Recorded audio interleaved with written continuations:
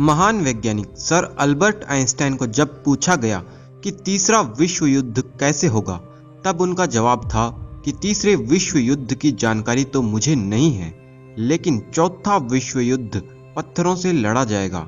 बात बहुत सीरियस थी। अगर तीसरा विश्व युद्ध हुआ तो इसका मतलब सब कुछ खत्म, सारी टेक्नोलॉजी, सारा ज्ञान विज्ञान नष्ट होकर कुछ नहीं बचेगा। फिर भी अगर चौथा विश्व युद्ध हो तब उसे लड़ने के लिए सिर्फ पत्थर ही बचेंगे। इसी बात में छुपी है विश्व गुरु भारत के संपूर्ण ज्ञान विज्ञान के नष्ट होने की कहानी। आज से 5000 साल पहले हमारा देश पूरी दुनिया का राजा था, विश्व गुरु था, महाशक्ति था। इसी देश से पूरी दुनिया ने बोलना चलना सीखा था। इसी देश से जाकर लोग पूरी पृथ्वी पर बसे। पूरी दुनिया के देश इस देश के संविधान के अनुसार चलते थे। इस आर्यावर्त में आर्य यानी श्रेष्ठ लोग बसते थे। फ्रांस देश के एक विद्वान जज गोल्डस्टर अपनी पुस्तक बाइबिल इन इंडिया में लिखते हैं कि सब विद्या और भलाइयों का भंडार आर्यावर्त देश है और सब विद्या तथा मत इसी देश से फैले हैं। और हम परमात्मा की प्रार्थना करते हैं कि जैसी उन्नति आर्यावर्त देश की पूर्व काल में थी वैसी ही हमारे देश की कीजिए।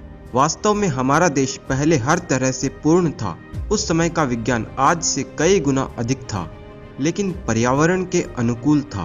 परमाणु हथियारों के होने के साथ उन हथियारों को रोकने की तकनीक भी थी। इतना ही नहीं, इन हथियारों को चलाने के बाद इनके दुष्प्रभाव को रोकने का विज्ञान भी मौजूद था। एक से बढ़कर एक अस्त्र मौजूद थे। वहीं पर पूरी सृष्टि के विज्ञान को जानने वाले ऋषि इस देश में थे। उस समय पूरी पृथ्वी पर वेदों का ही पढ़ाना होता था और वेद मंत्रों के विज्ञान को समझकर ही तकनीक विकसित की जाती थी। लेकिन ऐसा क्या हुआ कि जो देश पूरी दुनिया का गुरु था उसे आज दुनिया के बड़े देशों के सामने झुकना पड़ता है, और किस तरह ये देश वापस विश्व गुरु बन सकता है। वास्तव में महाभारत के युद्ध से हमारे देश को एक बहुत बड़ा धक्का लगा, जिससे संपूर्ण ज्ञान विज्ञान नष्ट हो गया, धीरे धीरे लुप्त होता चला गया। महाभारत का युद्ध एक विश्व युद्ध था जिसमें अलग अलग देशों से अनेकों महायोद्धाओं ने भाग लिया था। चाहे वो चीन के योद्धा भगदत्त हो, अमेरिका का बब्रुवाहन या यूरोप देश का विडालाक्ष, पूरी पृथ्वी के राजाओं ने महाभारत के युद्ध में भाग लिया था। और ये युद्ध इतना भयंकर था जिसने पूरी दुनिया के साथ भारत की अर्थव्यवस्था, ज्ञान विज्ञान सबको तबाह करके रख दिया। इस युद्ध के समाप्त होने के बाद ही धीरे धीरे अनेकों रिलीजन बनने लगे, जिनकी वजह से विद्या और भी नष्ट होती जाने लगी। पिछले 5000 वर्षों में इस देश ने अनेकों आक्रमण सहन किए।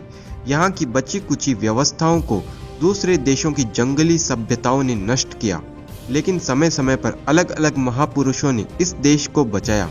चाहे वो आचार्य चाणक्य हो, छत्रपति शिवाजी महाराज हो या महाराणा प्रताप हो, ऐसे हजारों महायोद्धाओं ने समय समय पर देश को संभाला।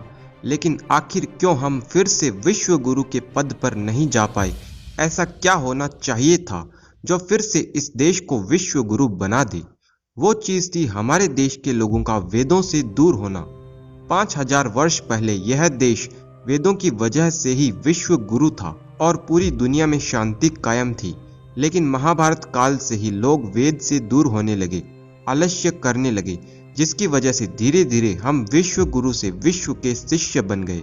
सवाल यह है कि अब ये देश वापस विश्व गुरु कैसे बन सकता है? इसके लिए हमें वेदों की ओर लौटना पड़ेगा। वेदों में छुपे विज्ञान को खोजकर जब हम पूरी दुनिया को बताएंगे, तब दुनिया हमारे देश से सीख पाएगी। वेदों के विज्ञान ने ही इस देश को विश्व गुरु बनाया था। हमारे देश के ही एक वैदिक वैज्ञानिक आचार्य अग्निव्रत नैष्टिक जी ने वेदों पर 10 वर्ष रिसर्च करके वेदों से एक पूरा नया विज्ञान ही खोज लिया है और वेदों से एक नई थ्योरी दी है, जिसे वेद विज्ञान आलोक नाम के 2800 पेज के एक ग्रंथ में बताया गया है, जिसमें आज की मॉडर्न साइंस से 100 साल के आगे का विज्ञान है। टाइम, स्पेस, ये सब क्या होते हैं, ब्रह्मांड में कितने बल होते हैं, वो कैसे काम करते हैं, जिनके बारे में आज का विज्ञान नहीं जानता, ये सब बताया है।